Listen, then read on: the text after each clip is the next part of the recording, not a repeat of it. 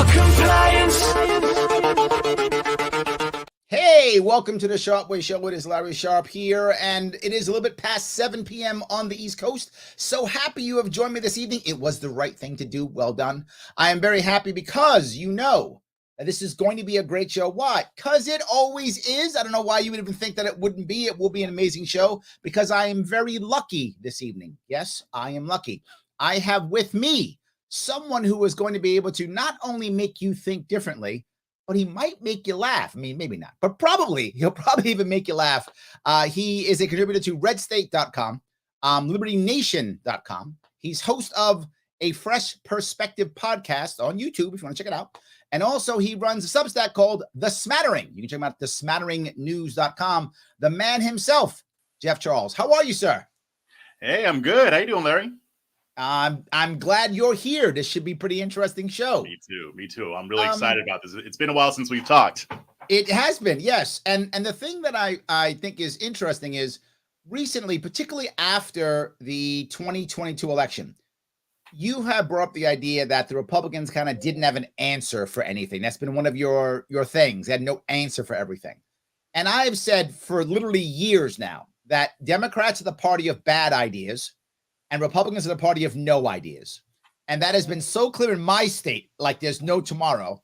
And I feel like when people see a bad idea and they have a problem, or no idea, they go, I'll try the bad one. I don't know. What do you think? Well, but that's been the whole problem with the Republican Party for ages, for decades.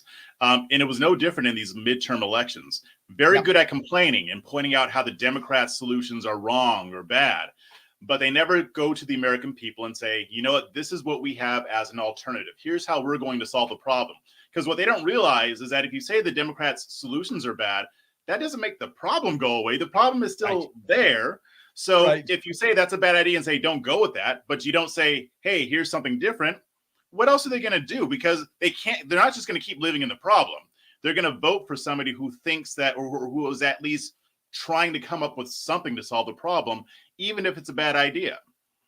Absolutely. And I the funny part is a lot of people, particularly on the right, don't understand that, well, why wouldn't they just vote for us? Because their guys are bad. And it just doesn't land, right? They're like, something's wrong. So you got to give me something. And this is what I think when a red wave came. And you tell me if I'm wrong on this. I always said there wasn't going to be a red wave. It was going to be a small one, not a big one. And the reason why I said it was there was no positive message this time around, right? If you go back to, say, Obama and 2008, the left had, the left had hope and change. And when you had Trump 2016, the right had Make America Great Again. But this one, 2022, it was just other guy sucks. Yeah, I mean, you can't run on I'm not that guy and expect to win. And it's funny because I saw the Democrats doing a lot of that too. But at the same time, Republicans are the ones saying you need to put us in charge and not have them be in charge. You know, I thought maybe near the beginning of the year that there was a chance for a red wave. And then as time went on, I was like, okay, it's probably not a red wave, but they'll still win. And the thing is, they even didn't even meet my expectations because I thought they were going to at least take the House and maybe the Senate, maybe by like one seat or so. They couldn't even get the Senate, and the Democrats will probably increase their lead in the Senate. So this was not a win. I mean, yeah, they got the House, great, but since you don't even know what you're going to do with it, you can't really do much at all because you didn't get the Senate, and because you didn't bother to tell the American people what you're going to do to address inflation, crime, education, immigration, all the stuff you've been whining about. And the whining is justified.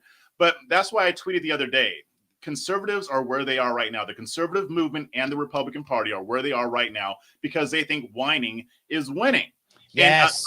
And honestly, I'm sick of it, Larry. So, I mean, I haven't talked about this publicly yet. So your show is going to be the first time. I've been look at me. I've been alluding to it on Twitter, but you know, I'm tired of trying to deal with the party that doesn't want to win, right? And I never really consider myself like a card-carrying Republican. You know, I've always known that all parties are trash to a certain extent, but most of the stuff that I've done has focused on the GOP trying to get them to see reason. And I'm not the only one. There are plenty of people that do what I do. But after this midterms, I kind of just got fed up, and I'm just kind of taking a step back. And I think my focus now is going to be promoting liberty, just liberty in general. I love that. Yeah, exactly. I mean, so and it's funny. Anytime I bring this stuff up, people from the liberty-minded side say you should come on over, and I'm like, I'm already with you, but I feel like this is the best way to work. But the good thing about focusing on liberty over party is that. Hold on, I want to focus in 1 second. Okay, just so we're clear on this. No worries. One little part, and that is the liberty movement and the libertarian party are two separate things. Yes. I shouldn't say separate. They're two different things. And what I mean by that is the liberty movement is all encompassing, right? The party is a chunk of the movement. The movement itself is bigger and can survive without the party. I would argue that with the party, it's stronger, but the party is separate. You can come to the movement without going to the party. Right. Now, clearly, I want you in the party. However, it's okay. Come to the movement. I'm not going to be greedy. I'm not going to be greedy. Yes, but I work in the party. That's what I do. I spend a lot of time working in the party, but I understand the movement is bigger.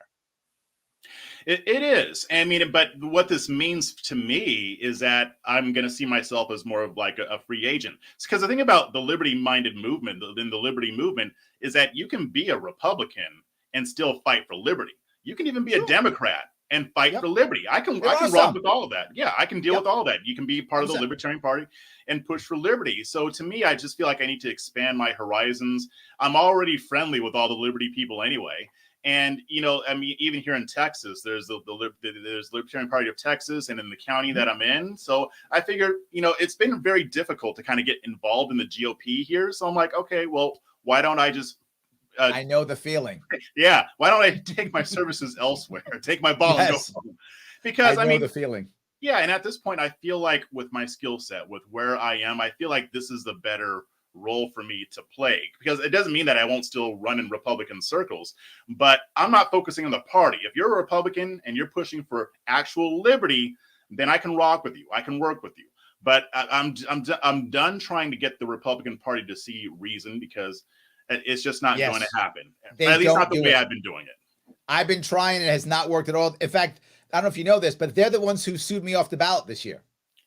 Really? See, that doesn't surprise me. Yes, correct. They were like, no, only we can come in second. Because to your point, they don't want to win. They were never going to win. I remember people, and this is for New York specifically, they were like, Zell didn't win. I was like, there's no way he's going to win. It's impossible. I know my state. I actually travel my entire state and I meet regular people, right? Mm-hmm. Most of these guys, they go from fundraiser to fundraiser and meet, supporters all day long. Right. I meet people who yell at me. Like I meet those people, right? So I know what's going on. And I was like, he'll lose by 5 or 10 points. He lost by 5 points. So, I mean, I literally called it months before it even happened. There was no doubt in my mind. But the point is, I can't be the only guy who knew that, right? Like they knew that too, right? It's like, Larry Sharp's so smart. He's the only guy who knew that. They do polling. They're out there. They know. So they have more data than I have, right? So I'm sure they knew. Their goal, to your point, is they didn't want to win. They wanted to act like they were winning so that they could still have something to yell about next time. Right. And they can still use the fact that he got within 4 or 5 points, because I mean, that is an accomplishment for them. It is. And to me, and I even kind of expanded on it today. I said, when I say that they don't want to win, I'm not just talking about elections, because even when they get elected, they're not trying to win. I mean, 100%. Yeah, they're in there. They'll give into whatever Democrats want, or they'll just shut up, or they'll just be obstructionists. And I'm all for stopping socialism. Yeah, stop that. But again, you're not making life easier for the American people.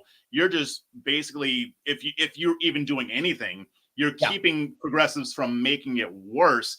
And I'm sick of that. I mean, I would even say Democrats are just as guilty on this, right? Look, I live in a very blue city. I live in New York City. It's 7-1 Democrat to Republican. I mean, you're in Austin, right?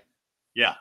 So yours is pretty bad too, but I think mine's worse. AOC is my congressperson, right? That's my congressperson. But anyway, my point being that even if you're a Democrat and you're on the left, you're supposed to want Medicare for all. You're supposed to want, if not open borders, at least a border answer that lets a lot of immigrants in.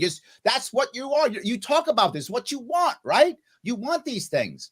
Well, Democrats win and they don't do it. You wanted to codify Roe v. Wade, right? If you're a Democrat, you're on the left, you want these things. And when Democrats get in charge, they don't do it either.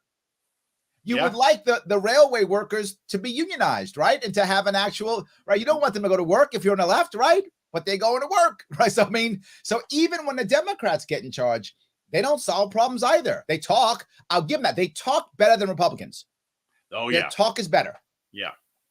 And they can always say, "Oh, Republicans obstructed us," and Republicans can say the same thing when they're in power too. But here's the thing: what were they running on in 2016 when they took the presidency, the Senate, and the House? What are we going to do? We're going to repeal and replace Obamacare. That's what they promised. Just give us the Senate, give us the House, give us the White House, and we'll make it happen. And they went in and they didn't do it at all. They didn't even have a plan for even getting it done because they didn't think that they were going to win as big as they did. Of course, because they don't want to win.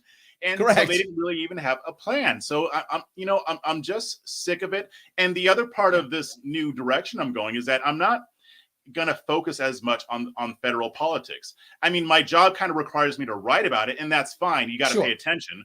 But my focus going forward, especially in 2023, is to focus locally and at the state level, mainly in Texas. But I mean, I'll go, wherever I'm needed. I mean, Donnie Anthony, I'm working with her. We just started doing Liberty Spaces on Twitter to kind of get on my show Friday. Yeah, she told me. Yes. She's very excited about that, by the way. Yeah. But absolutely. But yeah, we started doing liberty-minded spaces on Twitter Spaces, and we're hoping that grows because I do believe that the liberty movement is growing. Republicans are not enthused about the Republican Party. Right. Democrats are not enthused about the Democratic Party. Correct. I think that now is the time when everybody is like, I'm sick of this crap. Now is the time for a new movement to rise up. Well, we have done a bad job as libertarians or liberty movement in general. We've done a bad job at this because how I know what you're saying is 100% true is Andrew Yang. Andrew Yang got the Forward Party going now and has tons of money. And sadly, and again, I blame us for this. I'm upset because I'm jealous because the Forward Party is rocking 7 figures, 8 figures when libertarians struggle to get 6 or 7, maybe. Right. So he walked up with the big dollars. He's got the big backing. Why? Because people believe this is the time for third party. Now, I don't know how popular Forward's going to become. I have no idea. But man, I want that cash. I'm telling you the truth. I am jealous of that cash. I'm jealous of him being able to go on News Nation every other day and get his people on.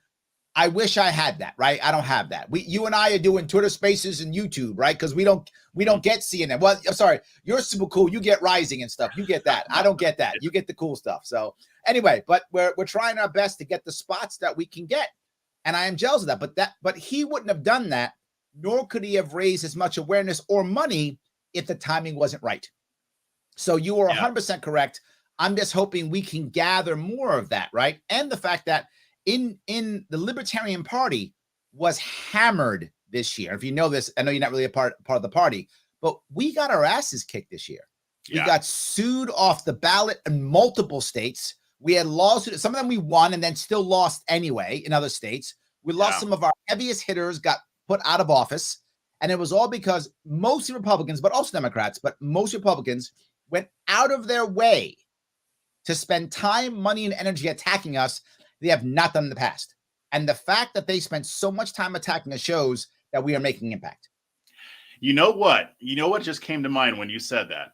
And you just basically answered the question that I asked about 2 or 3 months ago. And you may remember this. A lot of the influencers in the conservative movement came out and started bashing libertarians specifically. Yeah. Ben Shapiro did. He came out and did this whole segment about how libertarians are trash, yada, yada, yada. Dennis Prager came out talking about how libertarians are trash, yada, yada, yada. Steven Crowder came out talking about how libertarians are trash, yada, yada, yada. And a bunch of others. And they all did it like at the same time.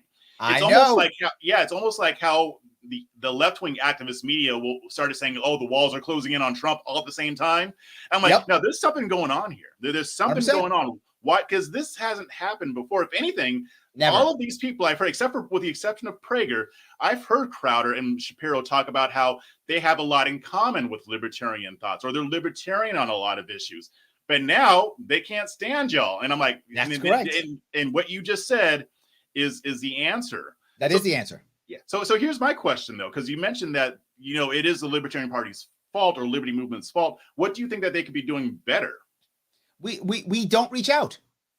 The problem is the Liberty Movement, particularly the party. Let me talk about the party. There are some people in the movement who are good at it, but most aren't, to be frank with you. The problem is we've been failing for 50 years straight, now almost 60 years straight failures. As you fail for so long, what happens is people get tired of losing. So they go someplace else. They go, I keep getting my ass kicked in this Liberty Movement. I keep losing as Libertarian. I'll run Democrat, I'll run Republican, or I'm out. I'll just walk away. And I saw that happen with me this year. A lot of people who were behind me this year walked away from me. Lots of them did. And it was heartbreaking for me because I thought I'd spent so much time building up this, group of people who were behind me. And many of them walked away, if not just literally punched me in the face on the way out the door. So it happened, many of those things happened. And people who were like, Larry, I'd vote for you, but, Zeldin might win. So they walked away from me with the opportunity to win because winning was so important because they've been losing so much. The idea that they could win was more important than anything else. So that's step one. So that's why we often have a lack of talent. There are talented people in our movement and party, but nowhere near the amount that we need because they've gone to other areas because we keep losing. Right. The second piece is libertarians, I was teased, we've been winning arguments and losing elections for decades. So because we win arguments, we argue, we win at that. So you show up and I'm gonna yell at you, Jeff, because that I can win. I can't get your vote, but I can own you. So I will do that instead. So now I yell at you. Well, you don't want to vote for me. I'm a jerk. You're walking down. I tell the story often, and my audience will know this. When I was new to the movement in 2013, maybe 2012, I came in the movement in 2012. I was at one of our events locally in New York City, and a young guy shows up, probably 18, 19. I don't remember how old he was.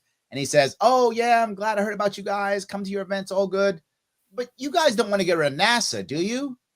Now, a savvy libertarian would have said, great, I'm glad you like NASA. Tell me, why'd you come here? And ask whatever they thought. Well, I hate whatever, taxes. Okay, it's about taxes. And forgotten about NASA completely. Talk about the issue he cares about. What do we agree upon? Had that conversation. We didn't do that. 3 people beat him up on how NASA's trash. He never came back. Okay. That is libertarians far too often. We spend too much time trying to be right and not bringing people in. But there's something else. You got a bad sales force. Correct. It's true. And the other thing also is we don't raise money well. Right? I mean, when I ran in 2018, I raised about $500,000. No one, non-presidential, had done that in the past. That was like you were telling me that. I mean, that was like huge. It was insane. People calling me from. What's funny, and you'll like this, libertarians who were running didn't call me. But other independents who wanted to run all called me. Larry, how'd you do it? Put your team together. They all cared, right? Because they were thinking about running independent. And most of them I talked out of running independent because of how hard it is. But they knew. They were like, oh, I'm considering running independent. Larry, what'd you do? Because we don't raise money well. But I'll go one step further on top of that in general. And that is we don't do good outreach. We spend a lot of time in our own circles. And Republicans are bad at this too, by the way. Republicans don't do a good outreach. I go out of my way to do outreach. I don't know if you've seen, I have gone to the left like there's no tomorrow. Like I try to get the left on. I try to get to right. I try to get everybody on I possibly can. I try to encourage everyone to talk. And I punish my audience by making them listen to these people who don't think libertarian all the time. Because they have to know and see. And my sales force, to use your words, are the people who are listening to this show right now, are the people who are watching this show right now. They're the ones who are going to convince their friends, their family members, and the people around them in their communities. And I need them. And if they can't see me talk to someone who's literally a communist or who's literally a fascist or whatever, if they can't see me talk to that person, how can they? It's impossible. Exactly. And, people have to be equipped to have these conversations, not by beating people over the head, but, I think because, libertarians do like to debate. I've noticed that they love to debate, and there's a place for that. But if you're trying to win people over, that's not the time to debate. Right. That's the time to persuade. And there is a difference. That it's 100%. it's not quite the same thing. They have overlap in elements in common, but you're there to persuade. And so to me, I mean, that is an area where Republicans lack. I mean, Republicans have a machine. They've got tons and tons and tons of money. They already have the infrastructure. But if they didn't, they wouldn't be doing very well at all. They wouldn't win anything. What Republicans do well is they're able to rally their base well. Mm-hmm. Right. Here is every single Republican email. Hey, Patriot, are you ready to fight the crazy left people on the crazy left thing? Give us money so we can push back the socialist, terrible people. Patriot, and bring back America again. That's every single one of them. I've just given you every single one. And that's okay. You really have, because I get those emails. Me too. So that's how I know them. But that's okay because that rallies your base. Mm-hmm. But now I'm trying to move outside of my base. And I want to get, say, more Hispanic voters. I want to get more of the LGBT community. I want to get the Black community. That doesn't work. It doesn't work. You don't get the new people in, right? And that's the problem. Right. That's the biggest issue. And libertarians, we suffer with that also, right? So also guilty, right? But I'm just saying they are guilty. Yeah, I mean, and I do see that. So I mean, the good thing is that I'm not going into it blind. I know that the liberty movement has a lot of the same weaknesses as where I'm coming from. It's just the one I'm coming from, that when they get into power, nothing really changes. So I don't feel bad about not supporting them, because if it's basically going to be the same thing anyway, I might as well take a shot and see about getting actual people in office who want to affect change. Again, regardless of what party they are. But absolutely. Yeah, that I do see that as an area where more liberty-minded folks are lacking. But I think if this movement does continue to grow and people start getting excited about it, the needle can change. So I am more optimistic than pessimistic, but I am realistic about it, definitely. But there's a good part here, and this is the part I bring up with Forward. In my state's a perfect example. I don't know how Texas works, but right now in New York State, there are more people who are registered other or no party than Republican. Ooh. Republicans are now the third largest party if you count that as a block in New York State. It's about 6 million, give it a little more, 6 million Democrats registered, a little more than 6 million.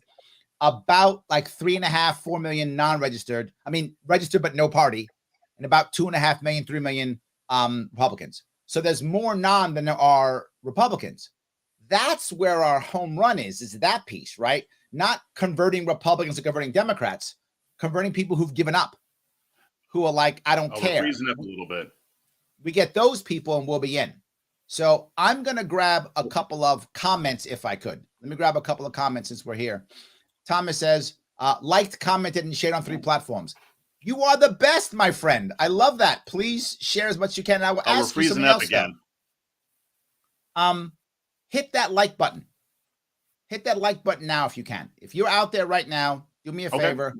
Hit the like button if you can. It's awesome for people who want to do that. I appreciate that. That's a good thing. So I do appreciate that. And if you want to follow what Jeff here is doing, then follow him on thesmatteringnews.com or follow him on Twitter at Jeff on the Right. That'll get him so people can see what he's doing. You can start following him because he's cool. As you can see, he's talking trash like we all do. I love that. It's awesome. So yes, please do that. Yes. Lyra says, come to us with solutions, not just problems. Yes. That's what I'm hoping to do. Yeah. And I got to tell you, in my world, when I've had people, stay with me and come to me, I think what that's happened because I gave them some policy that they liked, right? They're like, oh, that's a good policy. It's a good idea. Oh, and that stuck with them, whether it was my idea of naming rights for bridges or whether it was my idea for raising money in other ways through taxation or whatever. They liked some concept that I had and they were like, ooh, that's the answer. Does that make sense to you? Yeah, and I remember when I had you on my podcast, you were talking about that, because one of the things you brought up is that libertarians tend to talk in the realm of philosophy and ideology, yes, but not practical solutions. It tends to not translate into policy, which I noticed because I'm like, well, okay, so what policy would you put for that? Oh, well, lower tax. Well, okay, that's fine, but what's the actual policy though? Right. And, exactly. Yeah, and so I think that's important. And that one with the Liberty Spaces on Twitter, one of the things that Donnie and I want to do is not just talk about the philosophy and the ideology and the subject of liberty, but we want to apply that to actual stuff that's going on. Like tonight, we'll be talking about Edward Snowden and Julian Assange because Elon Musk tweeted that out. But issues like free speech policy, like we want to relate it to people's lives. And I think that's where Republicans lack, but it's also, I think, even more so where the liberty movement lacks as well. I think the time has to come to where we're taking these ideas and philosophies and distilling them down into actual policy that you will enact when you get into office. Well, it's funny you say that, right? Because one of the reasons why I was able to raise so much money in 2018 is I told some of my bigger donors, I'll build out a policy library. And they were like, what? I said, I'll build a policy library. They're like, we don't have one. I know. I'm aware of that. And LarrySharpe.com is literally a policy library. And I get very savvy people on my policy team. And I don't pay my policy team. It's all volunteers, right? Oh, wow. It's all volunteers. And people say, how can you get good people like that? Because the other candidates don't have policy teams. The only place to go is literally a think tank, which no one cares about, or a candidate, which is me. Every other candidate, if you notice, they don't have policy teams. They have communication teams. They have a comms team. Yes, there's no policy. It's how do I communicate other guy bad and I'm more American than them, right? That's all it is. But I give you actual policies. And I think that's what has made, I mean, most people I know who've been very good liberty movement, who've been able to do something, come up with a policy. Here's how we fix the thing. Mm-hmm. I think that's why I've been very lucky to get a policy team. I guess it's bad in a way in that I had a bunch with my policy team in 2018. Almost none of them came back for 2022. But it wasn't because they didn't love me, because I'm very libertarian in my policy team. Any policy that you write, you keep the rights to. You put your name on it. Other people's names are on all my policies. I speak the policy and I keep it on my website. That's the only, otherwise take it. And they give it to other people and they go, oh, that's smart. And they get jobs other places. So I'm like the intern. I'm the internship. So I didn't get many back. So it's fine. I mean, I got liberty people out someplace else. It's fine. They work on the and you've got something built out now that people can pull from. 100%. 100%. I love that idea. But one of your policies, one of your things that I talk about also, which is why I love we're so simpatico on this, is the idea of local liberty, right? Mm-hmm. People ask me, Larry, why aren't you running for Congress? Because I won't make any impact. Why aren't you running for Senate? Because I won't make any impact, right? Well, you'll win. I don't want to win something. I have a job. I have a company. I don't have to win something, right? So I want to make impact. I knew this year when I ran, after a certain point, at least for sure, that I wasn't going to win. But I knew I could have made impact and got ballot access so that others could run and so that they could win, which, by the way, most people don't remember this. I did that in 2019 after I got ballot access. I crossed the country again, and we got over 100 libertarians elected in New York State. We went from 0 to 107 in 1 year. Then they got rid of our ballot access to short our party, and that was the end. So that was why I fought so hard to get back on the ballot so I could do it again. So I think local liberty is critical, except, of course, when it comes to having to get ballot access, whatever that rule is in the state. What do you mean by local liberty? Yeah, so I mean, what I mean is your local politics has the most impact on your life. So to me, it doesn't, especially where I am now, it doesn't make sense to focus on who's running for Congress, who's running for president, whatever. What makes sense, and also the other reason why I am approaching it this way is because even before I made this decision, I've always figured that when I hear libertarians talk to each other, when I listen to their podcasts and they're talking about, who's running for president, and that's all well and good because you need people out there who are going to get the message out, even if they're not going to win. But to me, it's like if they really want to take over, they got to start locally. You got to start winning mayor. You got to start becoming mayor. You got to start, getting on your city council, your sheriff position, and even state level. That's also important too. You need, start winning some state house elections, start 100%. Winning some state senate. I mean, maybe not governor right away, but you work up to that, right? But libertarianism, people don't know what that is. I mean, they can talk about it. People will say, "Oh, you're a libertarian. What's that?" Okay, now when you start getting people elected, you have more of an example. Say when somebody says, "Oh, you're a libertarian," what does that mean? Okay, so our mayor is a libertarian, and these are the policies that we're doing. It gives you more examples, and that means you start actually affecting change, because I do believe that liberty-minded policies and solutions are superior to conservative and far left wing as well, because conservatives like to pick and choose where they want their statism. Right. Don't let them kid you. Like real Right. conservatives don't, but there are too many who call themselves conservatives and Republicans, and they'll say that they're for limited government. They don't like government corruption. Back the blue. Yeah, exactly. Yes. Exactly. So that's what I'm saying. I mean, and one thing that attracts me to the liberty movement is that we are consistent. We do not like corrupt government, no matter who's doing it. I'm going off on a tangent. I'll bring it back. So to me, when we talk about starting locally, that's where stuff like that's going to resonate. Right. And I think right now people are tired of the constant bickering and backbiting and saying you suck, you suck. Well, here are some actual solutions. It's easier to get elected mayor than president, I'm pretty sure. It is. So yeah, start at those races, and then you can actually make an impact. People's lives get better under your governance. Then that makes it even easier to get more local positions. Now people know what libertarianism is. That makes it easier to get into the state level elections, and then maybe even federal, so you can shut the whole thing down. But this, what I'm talking about, it's a long-term prospect. Like, this is not going to happen overnight. It's going to take a long time, but to me, that's the right way to build it. And the reason I know this is because this is what I was preaching at the Republican Party. If you want to win over the Black community, don't expect for your presidential candidate to win 20, 30, 40% of the vote. That'd be nice, but you're going to have to start winning them over locally first. Then they start to trust you. I mean, they don't want to hear that, but hopefully the liberty movement does.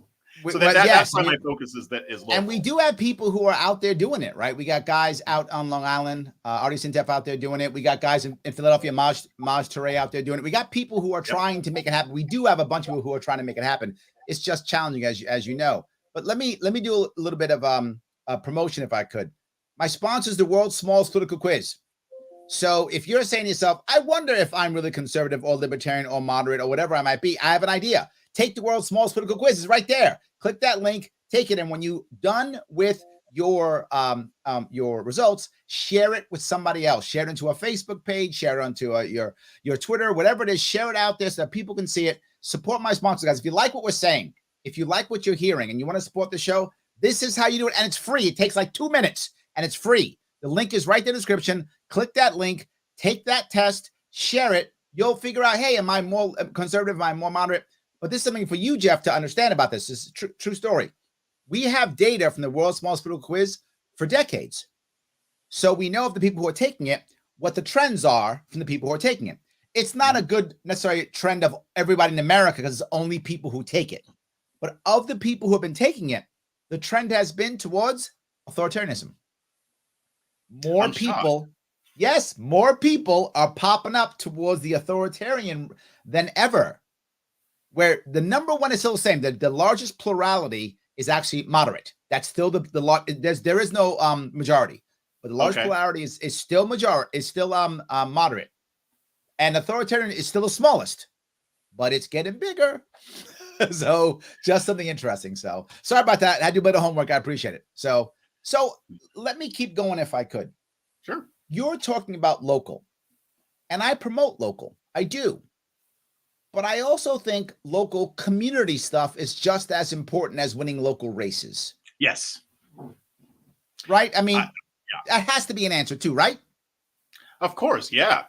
I mean, you're just scratching the surface when we're talking about the political aspects. But I mean, if we're going to say we don't want the government involved, we want the government involved in as little as possible, if anything at all, then who's going to be the one that needs to start solving these problems? Well, it's not going to be the government. It's going to be the community. And that's the other part of this too. Liberty-minded people value the sense of community. And a lot of us are sad that we've lost a lot of that in America. But I mean, you brought up Maj Touré, an example. How does the government solve crime? They put more police in neighborhoods or whatever. And you can argue for and against that. Maj Touré goes to these neighborhoods and says, here's how you can arm yourself legally without getting in trouble. And so you can defend yourself. And, and I talked to him about this when I had him on my podcast earlier this year. Black gun ownership has been going up, right? Yes. Guess what's also gone up in his city of Philadelphia? Defensive gun uses. Oh, there we go. I like that. Look at that. Instances in which people use their guns to defend themselves went up in Philadelphia. And in this specific report, they were talking about situations where the person actually had to fire the gun to stop somebody from hurting them. But defensive gun uses are outside of that. Like if you pull a gun at somebody who's coming at you with a knife and they run away, that's a defensive gun use. They didn't count that. They were just counting shootings. So it makes me wonder how many more there were in Philadelphia that didn't involve anybody getting shot or shot at. So that's an example of how Maj is going into the community to foster a solution without the government. So that's just one of many examples that people a lot smarter than I couldn't think of. Absolutely. Yes. Let me grab a couple of comments. People commenting. Alexander says, conservatives need new leadership, and I think they are starting to wake. I listen to Glenn Beck almost everybody. I think he means almost every day. And he consistently calls out Mitch McConnell. I think it's a valid point, right? I think a lot of conservatives, I know in my state that's true. The conservatives in my state aren't even conservatives. I mean, they don't even exist. Do you see that in Texas too? Yeah. And I think among the conservative base, when I say the whining and winning stuff, that applies mainly to the podcast. And I would say, I'm not the podcast, the politicians. Yes. Well, also the podcast. I mean, the influencers, I was going to get to that. And people in the chattering class. I think the base understands this. Oh, did you say chattering class? The chattering class, yes. So gonna steal that. The chattering class. And I'm gonna give you like no credit. It's fine. You should. It's not mine anyway. So. There we go. So it's fair. Good. Yeah. Okay. Yeah, I think it's what's the term? Free like when the copyright runs out. I can't remember. Oh, okay. It's in the public domain now. Public domain, yes, that's right. There we go. Yes. But there are a lot of people in the conservative base who are calling this stuff out. I was too. I mean, the thing is, but Ronna McDaniel is still going to win. She's still going to be head of the RNC. Mitch McConnell is still going to be in charge. Correct. So, I mean, the intelligentsia, the elites, the people in charge, the establishment, to them, winning is holding on to their power. Why do you think that when Trump came on the scene, people were so butthurt about it? I mean, they're so butthurt that they were made irrelevant, that they formed the Lincoln Project, and all they do is bitch and moan and cry every day. The difference with them is that they whine and they never win anything. So to me, I mean, Glenn Beck has been complaining about this for a long time, and I'm with him on it. But to me, that's all well and good. I mean, I always prefer a conservative who's going to be closer to actually being a conservative than others who just say they are. But to me, a lot of these people still aren't liberty-minded. I'm not talking about Glenn Beck. I'm just talking, in general. So when I talk about conservatives and the conservative movement, obviously I'm not talking about everybody, but the people in charge, like the chattering class, like I said. The establishment, yeah. And even the new establishment, because we've got the old guard, but we've got another establishment now. I mean, Kevin McCarthy, he's and look at the Democratic Party. The Democratic Party supposedly has the squad that was supposed to be the new left that was going to fix everything and give everybody all the great stuff. And they were like, well, wait a minute. I like my money and I like Vogue and I like doing TikToks. Whatever you say, Nancy. Exactly. And now they're yelling at AOC when she goes to speak at town hall meetings. Yes. I mean, they're frustrated too. They are frustrated absolutely. Too. And Joe says that's why I left the Democratic Party. They didn't do what they say. Yes. And this is not just a right thing. This is a left thing too. Yeah. And then, I say to people like, Joe, okay, so where are you going to go? Because before I would say, okay, if you want to go Republican, cool. Here's what you're going to be dealing with. But I get it because Republicans might not be as bad on a lot of these issues. But now I don't even want to say that because it's like, it's just what's going to happen. I don't even know. I wish I could say there was something other than libertarian, as an American. Look, I'm blatantly biased when everyone to become libertarian. But I'm saying as an American, I wish there were many other parties I could push someone like Joe to. But I can't. It's basically don't show up, or come to me and hope that I don't drive you too crazy. That's kind of what I got to give you. Hope I don't drive you too crazy, right? So I think that's really the issue. Lauren says, the talk is better. No one's actually doing anything as promised. Yes. But I do believe not recently, right? And this is what I'm going to bring up also. If you go back a couple of years, Democratic rhetoric was really good. It was all about, we're going to give everybody this and everyone's going to be equal. It's going to be wonderful. Everything's going to be awesome. And then Joe Biden won. And then the rhetoric became insanely alienating. Hmm. Nobody's good enough. Everybody's wrong. MAGA Everybody's extremists. gatekeeping. It became alienating. Am I wrong? No, I mean, you're not wrong. I mean, I actually said this earlier this year that the Democrats' messaging sucked in comparison to how Yes. they normally do. Yep. And it was shocking to me. I never thought I would see, because there were instances where I would say the Republicans were messaging better than the Democrats at some points on some Yep. issues. And I'm like, I never thought I would live to see the day. And I think that Republicans stepped it up in some areas. So I'll give them a little bit of credit. But Democrats' messaging over the past year and a half was atrocious. And Yeah. that's actually why I thought a red wave was going to happen, because I'm like, you can't just get up and just call people names, call people MAGA extremists, call us all fascists. Yeah, you've been doing it for years, but you're Right. doing it even worse. Right. And you're not governing well. You're not performing well. Your president sucks. He can barely string together two sentences. Like it's awful. So to And me, almost everyone in the Democratic Party feels like Biden somehow at one point backstabbed them. see, I wouldn't be surprised by that. I didn't know that, but I'm not surprised. Yes. Oh yeah. Almost everyone on the left at one point thought, well, he should have done this. Oh, but he didn't. Should have that, but he didn't.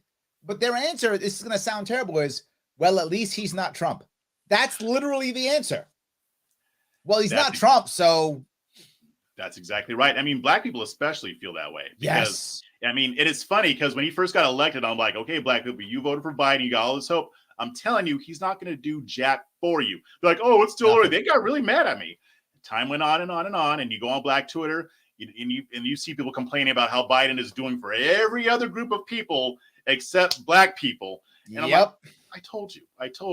Now, I can't say that the Republicans cared about you, but at the same time, like, you got to realize that if you're going to say Republicans suck, fine, whatever. But you got to recognize that your party sucks too. They don't care about you. So, but when the problem is when it comes to conservative versus liberal, the percentage of conservatives in the black community is almost the same as the white community. Little difference. More liberals skew left women than men, right? But still, generally speaking, there are more, by percentage, there are more black conservative men than are conservative women. However, they still vote Democratic all the time. I know my family in Florida, they vote Democratic, and they own guns. They go to church every Sunday, and they vote Democratic. Why? Because, to your point, well, they're racist, so I can't do that. And the messaging hasn't changed. It's really a problem. Yeah, and Republicans haven't figured out, oh, well, if they have so much in common with us and the issues that they think we're racist, maybe we should kind of do something to disprove that. It might be easier than we think. I mean, there was a Pew Research poll, like a couple of years ago, that showed that 81% of black people identify as either conservative or moderate. The rest identified as liberal, not even leftist, but liberal. But the vast majority are either moderate or conservative. So to me, it's like, if I were the Republican Party, I'd be like, wait, you mean to tell me they agree with us on taxes, immigration, guns, all this stuff, but they just won't vote for us because they think we're racist? Okay, maybe we should actually start talking to these people and say, hey, I know you may have heard some things about us. I agree completely. Yes, 100%. And it's crazy. It does drive me crazy. Joseph says, the reason that Andrew Yang has a more popular party with Forward Party is because they appeal to Generation Z and the younger generation, because they are very liberal in nature and they support stuff that libertarians don't support, like universal basic income. I think there's some truth to what Joseph is saying, right? I think that Yang is kind of or at least was, I don't know if it's still true, Yang kind of was the far left hope. I think a lot of youngsters thought that Yang and his UBI were going to be that this is the younger Bernie, right? This is the guy we can get behind. And I think that hasn't been the case at all. No, it hasn't. But I mean, I think there is a lot of truth there. He did very much resonate with younger voters. And Democrats in general do better with younger voters. That's an area where Republicans have failed at. So, yeah, I mean, it does make sense. And again, that's yet another opportunity. Like, yeah, they can offer UBI, but is anybody offering freedom? I mean, and then again, that may not resonate. I don't know if it would or wouldn't, because a lot of people Well, no, you got to remember something though, right? Generally speaking, the further left and further right you go, freedom, they both say freedom is the answer, and the other person's a tyrant. And what they mean by it's a very important distinction when communicating with the left and the right. The Republicans, or the right, they want freedom to do. The left, Democrats, want freedom from. I see. It's a different way of looking at it, right? So a Democrat will say, how can I have freedom if I have to work 60 hours a week just to survive? Therefore, I'm not free. Where someone from the right will go, well, then shouldn't I be able to be a contractor if I want to and make my money as I see fit? Mm-hmm. So both of them have a different view of what freedom is, but they both believe they're being free. And now what the left will say to the right is, well, no, you guys are tyrants because you force me to work. I'm in an environment to where I can't have freedom, to where if I want to go out and travel, I can't, where I'm not able to get my kids to this, where I can't do this, where I can't smoke my weed, and that's their attack. You're stopping me from doing stuff because you're forcing me to do other things, right? That's where their headset is. And the right, and when they see our government write a check for $40 billion to Ukraine, they're kind of right when they see that, right? Yeah, they're kind of right? But the right goes, well, wait a minute, you're stopping me from doing what I want to do. Why can't I go and put my kid wherever school I want to put my kid in? Why can't I go wherever church I want to go to? So why can't I carry a firearm if I want to? Yeah. Right? So both of them have a different view of freedom, but they both think that they are talking about freedom and the other one is oppressing them. I think that was probably the best way I've heard it broken down, like ever. Like, because that is true. That is how the different ends think. And especially the younger generation, it seems like they are more leaning towards, the freedom to not have to work 60 hours, or they want the freedom to work a job that they actually want to work at. Yes. Which I can understand, because I was in corporate America before I started doing this full time, and I loved doing this, and I hated corporate America. So I understand that position. Yes. Although I do look at it more from a more right-leaning sense, because I made the decision to leave corporate America and do this. I didn't wait for the government to make it easier for me, but I can still see that dichotomy.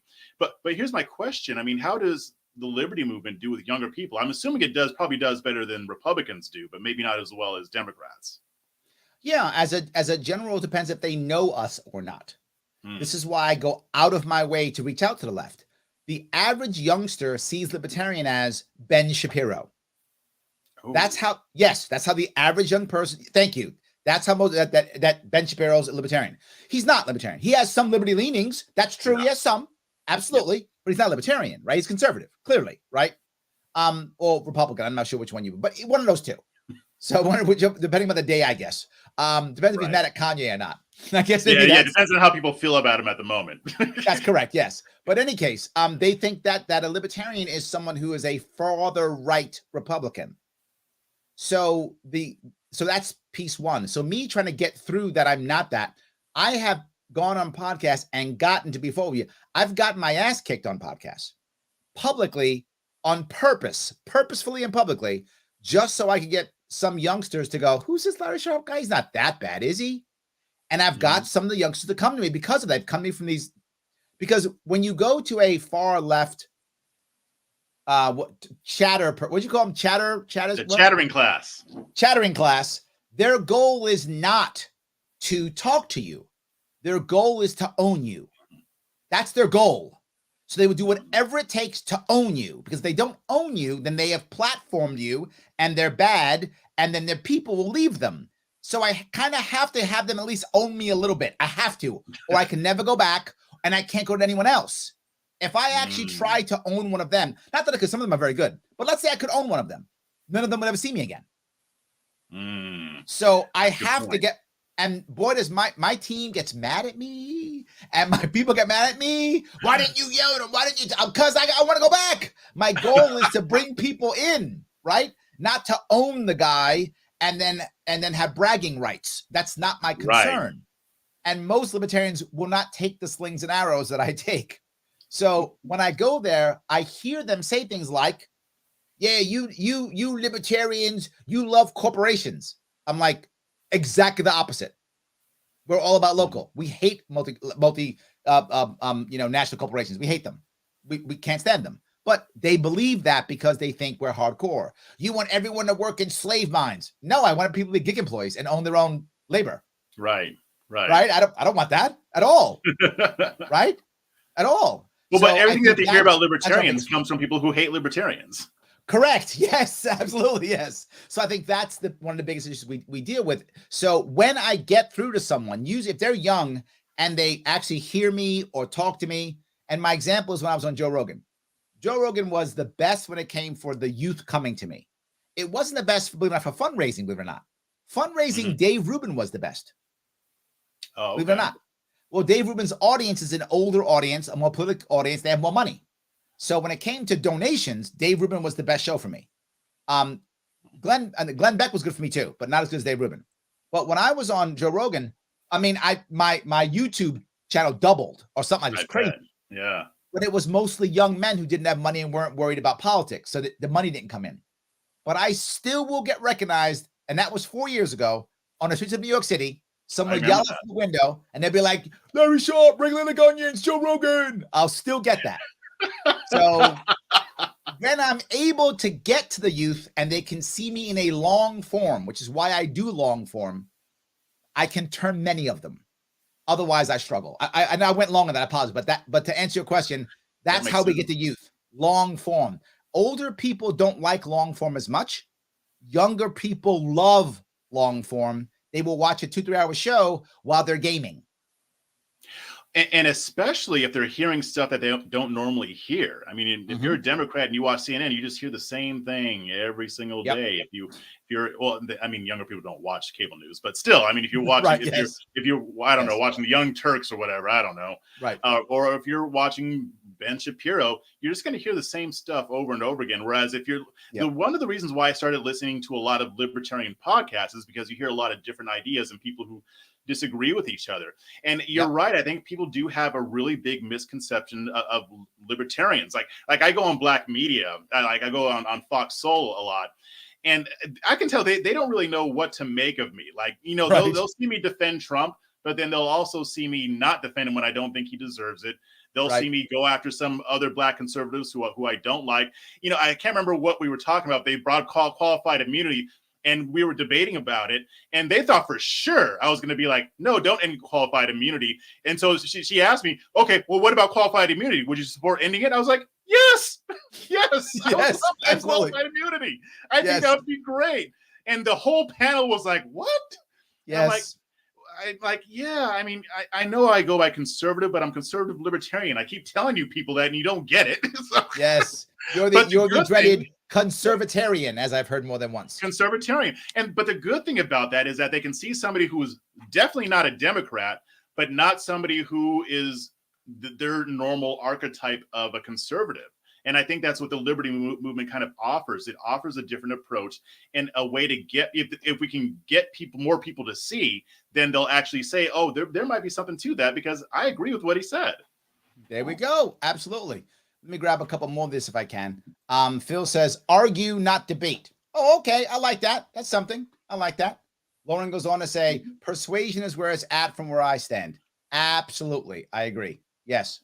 But then here's the hard part. I think that's Ellie, maybe Eli, but I think Ellie.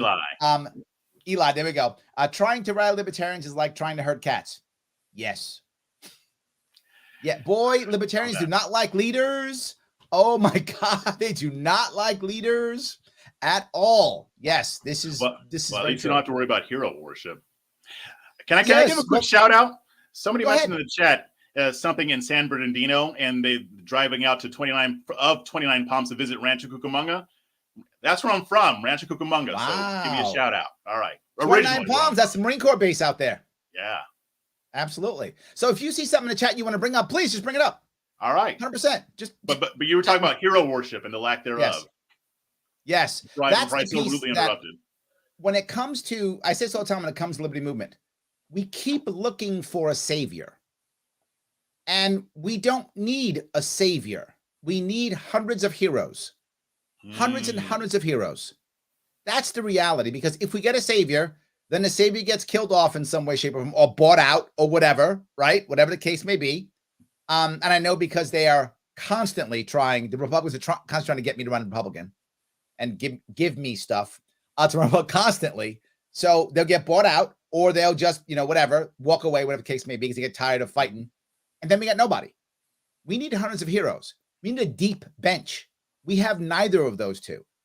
when the liberty movement has a deep bench to where all of a sudden we're saying, we have like 4 people who could run for, Congress in the 3rd district. Now we're killing it when we got that. Now it's like, who can we get to run for Congress? Right? That's what we are, where we are now. Versus, I got like 4 people lined up. Okay, let's do a primary. Let's have some conversations. I can't wait till that happens. Most of the time, Democrats, Republicans, that's what they're doing, right? They're like, we got a bunch of people. Who do we go? Right. We rarely have that. And I think that's one of our issues. If we would work on more local heroes, we would eventually have that bigger piece. So, but to show how libertarian we are, Pete Clark, every single time, puts the national debt into the comments. Pete is my man. I love him. Pete does this every time, so I have to read it.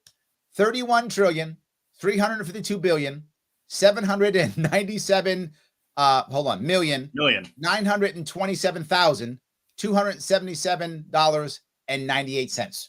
And this, by the way, is every show he does this. Just so you're clear. Yes. Man, that's depressing. That is depressing. It is. He's trying to always make sure whatever we talk about, that we focus on this critical piece. Yeah. Which is a critical piece. Important. 100%. It is a critical piece. Yes. 100%. So it sounds like what you're saying is that the libertarian movement needs some like Spartan, like the Spartans, like a group of heroes who can get out there and fight.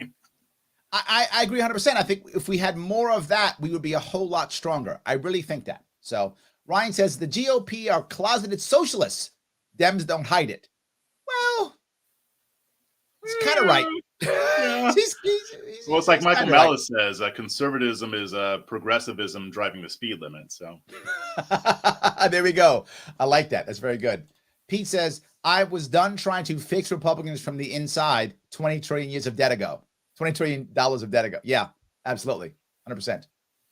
Michael says, Larry, nothing builds relationships like in-person meetings, gatherings. Ask your guest if he meets with like-minded people in person often, please. So Michael's bringing this up because I have a thing called the Full Sharp.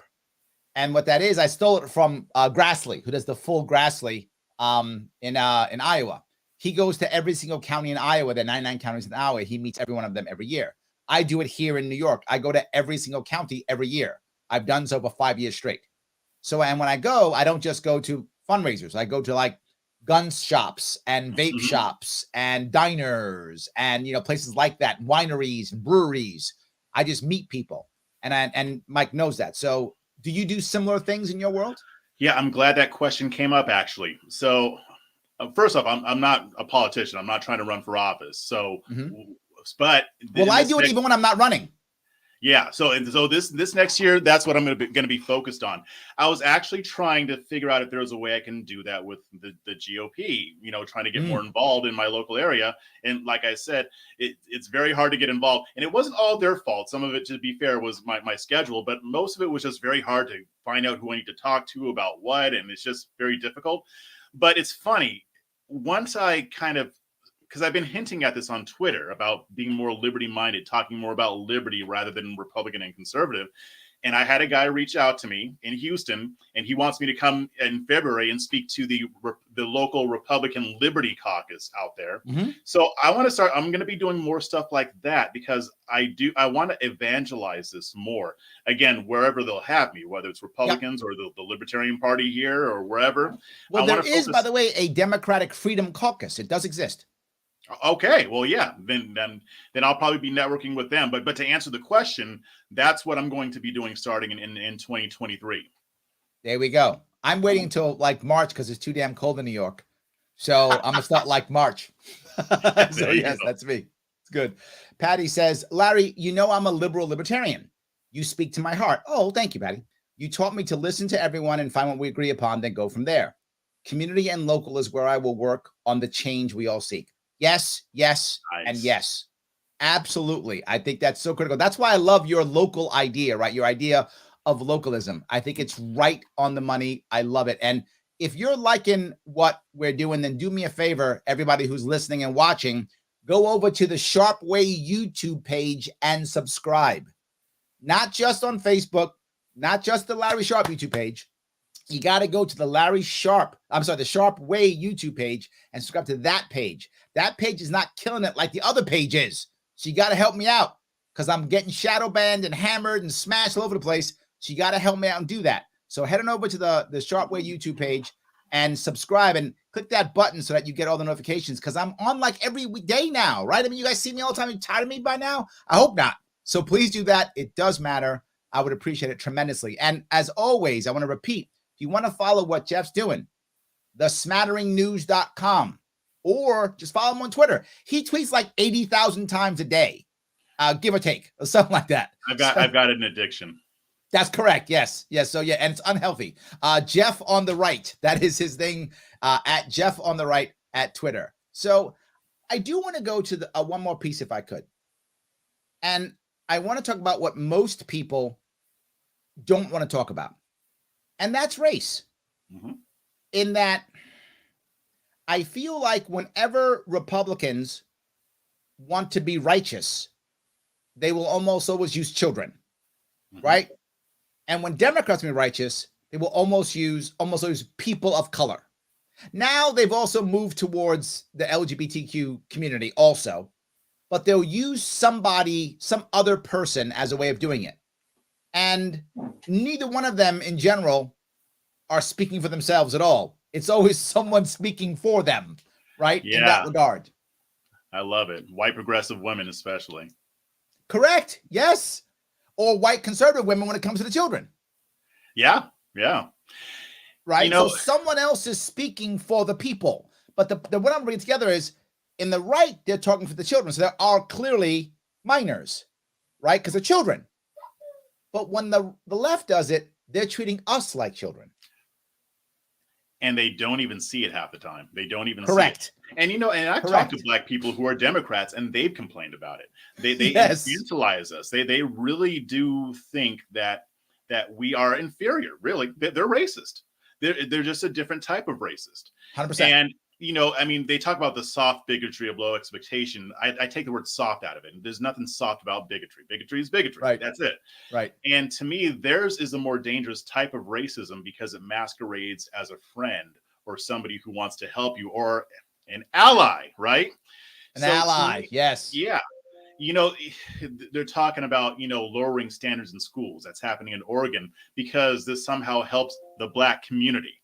Even though the thing is, the problem with them is that they think to helping the Black community means bringing everybody else down rather than helping Black people lift up or making it or getting the obstacles out of the way so that Black people can catch up. So to me, it is a dangerous form of racism. It's absolutely disgusting. And, I wish that conservatives would be able to be the adults in the room and have honest conversations. But when it comes to race issues, they're I'm gonna not say what I want to say, but they are just as clueless as the left, because the left will make it sound like there's a neo-Nazi waiting behind every tree, waiting to lynch me if I walk by. On the right, they pretend the only racism that exists is in the KKK. And the Democrats are the party of the KKK. And I'm like, if you stop using that dumbass talking point. But to me, it's like, where's the balance? Because I agree that racism exists. I even think that there's racism in the system. Like, it's funny because conservatives will bash the government in every other area. But if you bring up racism in the system, they're like, oh, no, the government's pristine when it comes to race. It's absolutely perfect. Right. But to me, it's like, no, I don't believe it's to the extent that the left says it is. And it's not to the extent to where Black people can't overcome it like we have ever since we landed in this country. Ever since our ancestors were brought here, we have ended up finding ways to overcome it. We had Black Wall Streets all over the country. We have one in Atlanta right now. We have one other places. So, yes, we can overcome despite racism, but that doesn't mean that that's not a problem that needs to be addressed. There has to be a balance. We do it on our own, but also address the issues that racism does place. And by the way, the real obstacles are coming from the state. I am more afraid of statism than I am of racism. You take the statism away, you make the government less powerful. It won't matter if they're racist because they won't be able to use their racism to hurt you because you took the power away from them. Yes, right, exactly. What is it? If I remember right, was it MLK? I'm gonna mess it up. He said something like, I don't care if a man wants to lynch me. I care if a man can lynch me. Exactly. Right? Exactly. That's the issue. And I'll even quote another sage, the illustrious Eric July, in a song from Backwards that I always quote. He says, just like when a black man is shot by the police, you focus on the racism, ignoring all the statism. Like statism allows that cop to do it. Statism allowed the officer who killed Eric Garner to kill him. It wasn't Correct. his racism, whether he's racist or not. It was the state passing a law that allowed that man to approach Eric Garner and choke him to death. Yep. But we don't want to 100%. focus on the root issues. Yes. Also, Eric July, see if I get this right. He says racism without statism is just a bad idea. Yeah, there you go. That's perfect. There we go. Yes. I might have to steal some of his lines. Yeah, no, Eric is smart. He's got the good stuff. So yes, we're happy. He's talented. So yes, I still remember that one. Without it's just a bad idea, which is true, right? If you want to sit in your room and be racist all day and you have no power to do anything, it's a bad idea. Yeah. That's all it is. Nothing else. I agree. Nate says this is a great conversation. So I guess we're winning. So I guess that's good. We are winning. I love it. So it's good. So let me see if I can grab this here. If I can grab it, so many of these. I have a lot of comments trying to grab a bunch of that as they zip through here. So Lyra says crony capitalism is less than capitalism republic built on democratic ideas. Yes, agreed. Yes. And I feel that we've lost that. And this goes to the next thing. Thank you for this, Lyra. Right now, one of the biggest issues we have, and it's just government issues, is one party rule. Right? It's a big deal. And we think that it's okay because it's our party, right? So if I'm in a blue state, I don't mind because I'm a Democrat. So the Democrats are running it. Those evil Republicans aren't. Life's okay. Or if I'm a Republican, oh, great. I live in a red state and the Republicans run it. So it's fine. Do the people of South Carolina and Oklahoma think that it's okay to have one party red rule? Like the Democrats in, California, New York, do think it's okay to have one party blue rule? I would say no. I think the examples show that that's not a good idea, but it's a problem, isn't it? It does. We need to have a healthy democracy, which we don't have, which creates monopolies and creates oligarchs and creates crony capitalism and all the things. Yeah, and that means that the people in charge don't have an incentive to do any better. I mean, correct. Even if you go back to the black community voting 90% for Democrats can do whatever the hell they want. They don't have correct. That's why I was talking about Biden earlier doing for every other group. Well, of course he did. Democrats are still going to get the vote. I mean, and even when I was in Republican circles, I would say I don't want 90% of black people voting Republican. I want that as close to 50-50 as possible. Absolutely. That's when you'll have some power. But yeah, that's a huge problem. And here in Texas, it is, one party rule, although you do have different types of Republicans. Some are a little bit more squishy, some are a little bit more hardline, some are everywhere in between. But to me, it's like, as long as the uniparty is really a thing, then that's going to be an issue. I mean, if Texas turns purple and then blue, then it's going to be the same thing or worse. Nothing's going to change if these parties aren't forced to fight over us. You brought up a big, important point, right? If you look at right now in the Hispanic community across America, obviously the Hispanic community is also not a monolith, but the Hispanic community, both sides are trying to get them because they think they're gettable, right? What's happening in the black community, which is kind of weird, is it's almost the black bourgeoisie, right? That the upper class black community, Republicans think they have a chance with them. Right. So let me grab a couple of them and then we'll be fine. But many people in that world, they actually spout Democratic talking points as if they're the ones who are, so my background. My dad died when I was a kid. I grew up in the South Bronx and then out in Long Island. I don't come from money, right? I didn't go to Harvard or Yale I don't come from money, right? But a lot of people that you see who are supposedly our leaders, right? They are, they sent their kids to Harvard. They went to Yale. They all have master's degrees, and they're now on MSNBC or on CNN telling us how oppressed they are. And I'm like, I'm not sure you are. I'm not sure you got the right skin tone. That's true. You have that. In fact, you're darker than I am. So you got better skin tone than I got. I got you on that part. But are you really oppressed? But that's the thing. It's actually worse than that, Larry. They're not telling us how oppressed they are.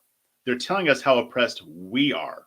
We're not supposed to pay attention to the fact that they made something out of themselves. That's supposed to be rare. They get in these positions and they get paid very good money to call people racist and to call America racist. True. LeBron James, per prime example, a black man gets shot. He gets on Twitter to make sure that everybody knows that all black people go through this every single day, even though that's a damn lie.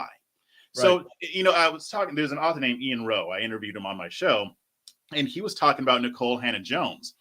And, there's the thing, there's that study that shows if you graduate school, wait until you're married to have kids, yada, yada, yada, get gainfully employed, then you have a 95% chance of avoiding poverty. Now, she wrote something saying the opposite, that even if you do these things, no matter what black people do, they're still going to be oppressed. But somehow that doesn't apply to her, because everything that she said doesn't work. She actually did in her life. Right, exactly. Married, yes. And she's been gainfully employed, and she's educated. So right. it's like and the funny thing is that nobody sees the sleight of hand. You're telling us that you're not living what you're telling us that we're supposed to be living. Right. So to me, if you were able to make it, other people can too. Yes, there are obstacles.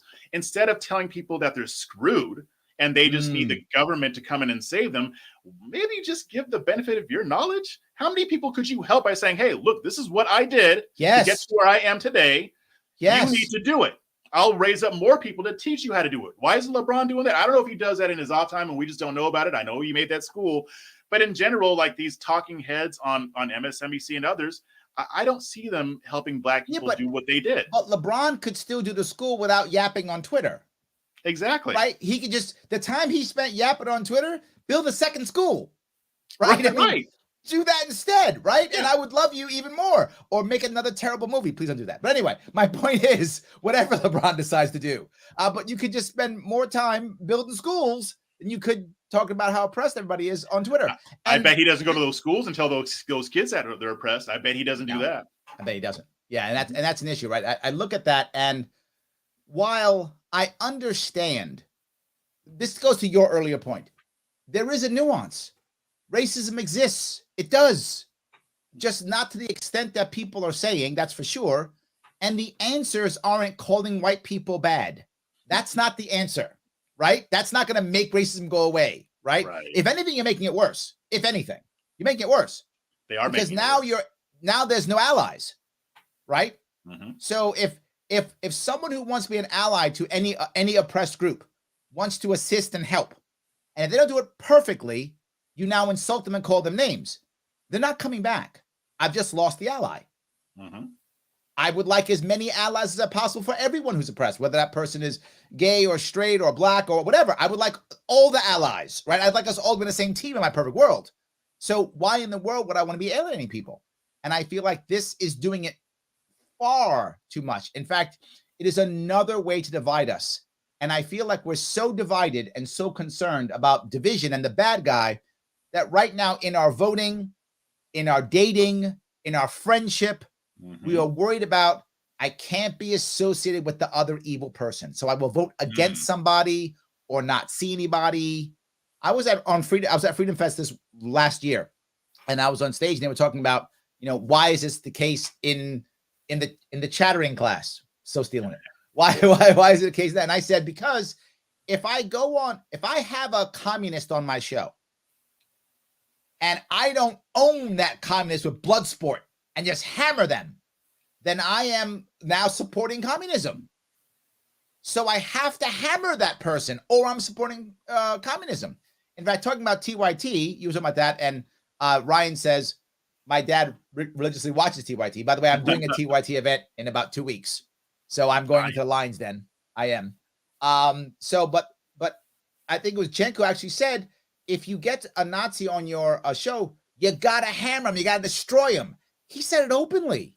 And I'm like, well then how do I turn the Nazi? How do I turn the bad guy if I can't communicate with them? Am I crazy? Daryl Davis didn't own him. You know who Daryl Davis is? Very well. Absolutely. Yes. I don't remember him owning anybody. And he's got hoods as receipts. He got receipts. He got a lot of receipts. Yes. He's got receipts. Did you turn some guys? Yeah, here's the receipts right here. Here's the hoods. Oh man, okay. I'm gonna make a whole museum out of my receipts. That's what he's doing. Absolutely. I admire the hell out of him. 100%. 100%. And I would rather, which is why I often, I always say I try to be as Gandhi-esque as I can in my communications of peace. When I'm talking to other people who disagree with me, I try to be more like Daryl Davis, right? I try to be as close to that as I can be, even though I'm not him, I can't be him, but I can be as close to him as possible. Yeah, so we use the same approach. Yeah, I'm the there we exact go. same way. Yes. So let me see if I can grab a couple of these. Liberty Toad says the Liberty 300, talking about your Spartans. Ooh, I like that.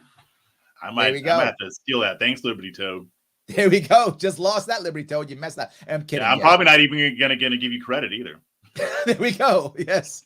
Just take it. It'll be all cool. Yes, absolutely. And Dave cheats and goes, why won't anyone think of the children? Yes. 100%. Yes. And then Mike has bad knees says, that's what Eric July always says. Yes. Eric's like savvy, right? He's savvy. We hung out 2 years ago at the Solutionary Summit. That was last year. Yes, that's correct. Yes. Was that last year? Yeah. I don't remember what year it is. Yes, correct. Yeah. So yeah, had a nice, good, long conversation. So savvy guy, recently married. So good for him. Nothing but happy.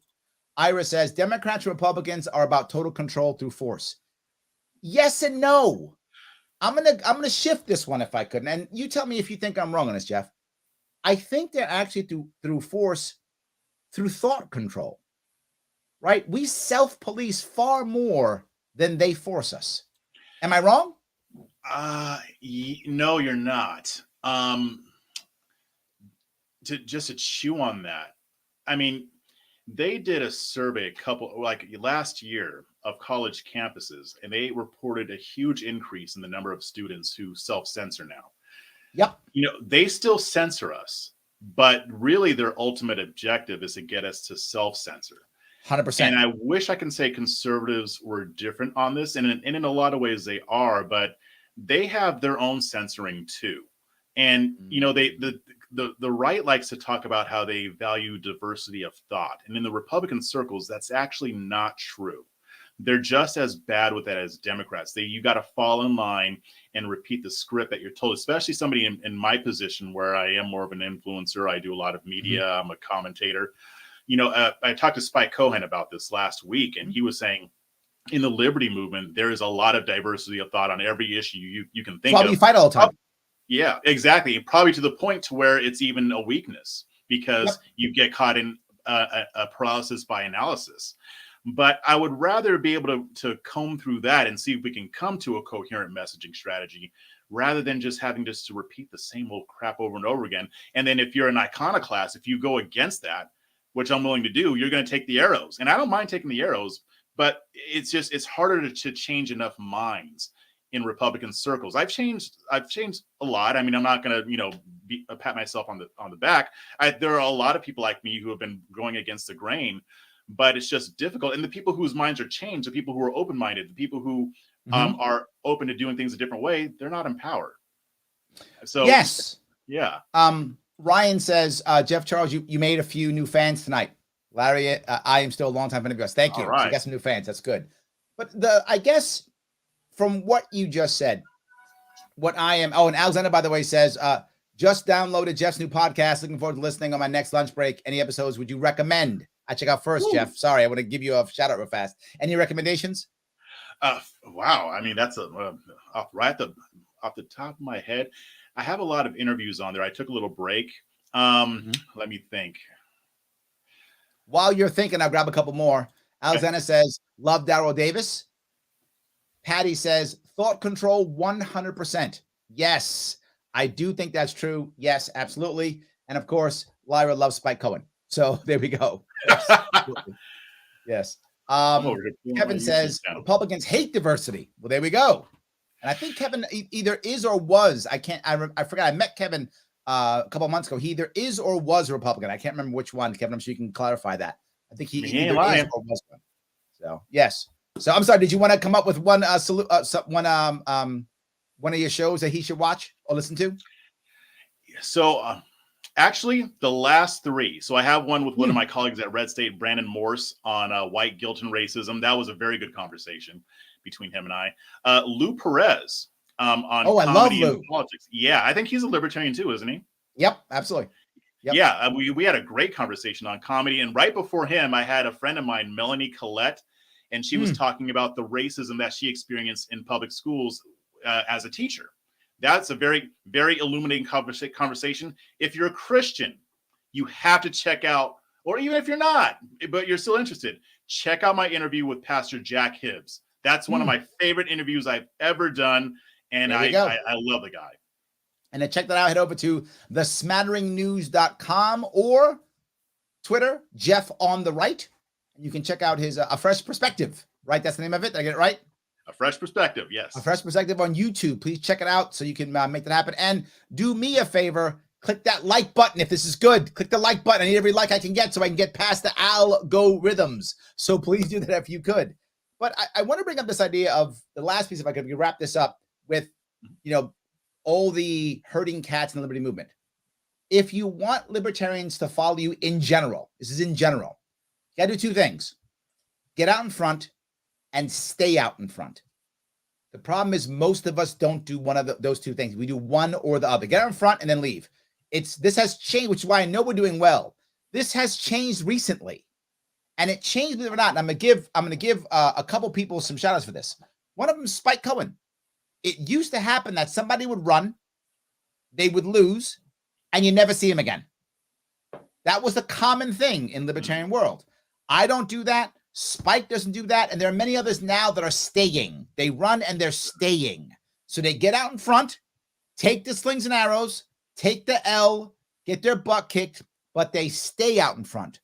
That is what gets people to get behind you. When they see that, okay, he's not a flash in the pan. We've also had libertarian parties has had a lot of grifters.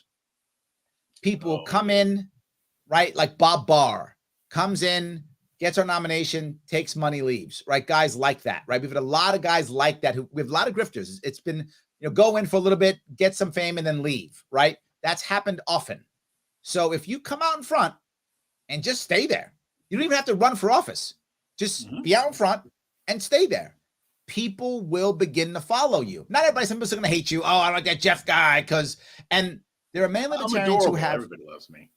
Well, this is the issue. There's many libertarians have one issue that's really close to them. And I mean close.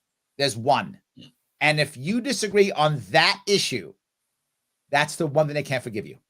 Right? It's the one thing. Right? Like, let's say they want to end the Fed more than anything. And you're like, the Fed's not that bad.